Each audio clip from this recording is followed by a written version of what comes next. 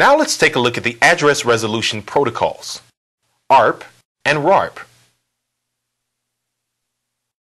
Here, device A with an address of 10111 wants to send a packet to device B, 10112. Here's what the packet is going to look like. He wants to send data over there. And here's the layer 2 portion. There's source MAC address and destination MAC address. Source and destination. The layer 3 information is right here. So his IP address for the source, 10111, and then the IP address for the destination, 10112. The problem is, even though device A knows its own MAC address, remember we'll simplify the MAC address and abbreviate it by simply saying AA for A's MAC address. Device A knows his own MAC address and he knows the IP address of the other device here, but he does not have a MAC address to put in the destination field here. So what device A does is sends out a broadcast onto the wire, onto the network, saying, who is 10112? Whose IP address is this? Device B hears that ARP, that broadcast, and sends back his own MAC address.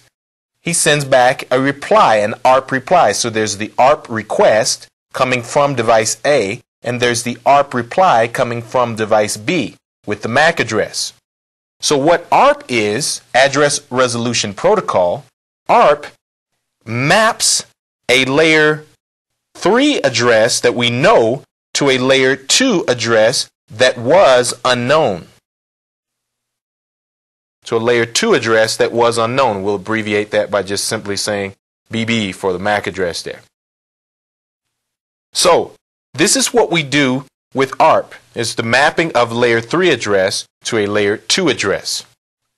Now what happens if device A is wanting to send a packet to a device that's not on its local network?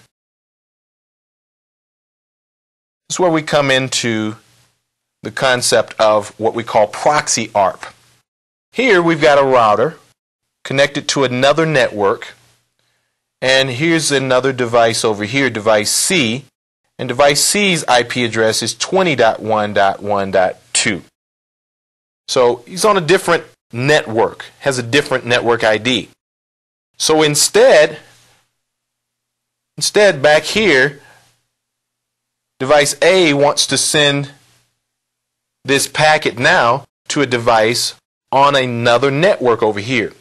What happens is now device A, when he sends out an ARP broadcast, remember with ARP being a broadcast, if it hits this router, even though this router knows about how to get to network 20 over here from network 10 over here, the router is not going to forward any broadcast because routers are the broadcast boundary. Routers do not forward broadcasts. So what the router does instead, when the router hears this broadcast that says, who is 20.1.1.2?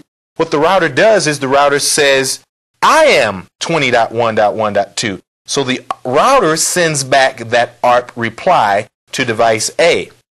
So the router responds with its own MAC address, RR. And so now, instead of forwarding it on to device C over here, the router sends back his own MAC address. And so whenever device A wants to send this packet now, device A is going to populate the destination MAC address field with the router's MAC address. This is what we call proxy ARP, where the router stands in as a proxy to this other network. It's an intermediate device for this other network. So that now, if this packet is sent to the router gets this packet, sees its own MAC address here, but the router sees the other network where this packet is needing to go. The router strips off this portion right here and then rebuilds the layer 2 information by putting his own MAC address in the source field and putting the MAC address of the receiving device, the layer 2 MAC address of device C over here, in the destination field, and the router then routes and forwards that packet onto device C. That's proxy ARP.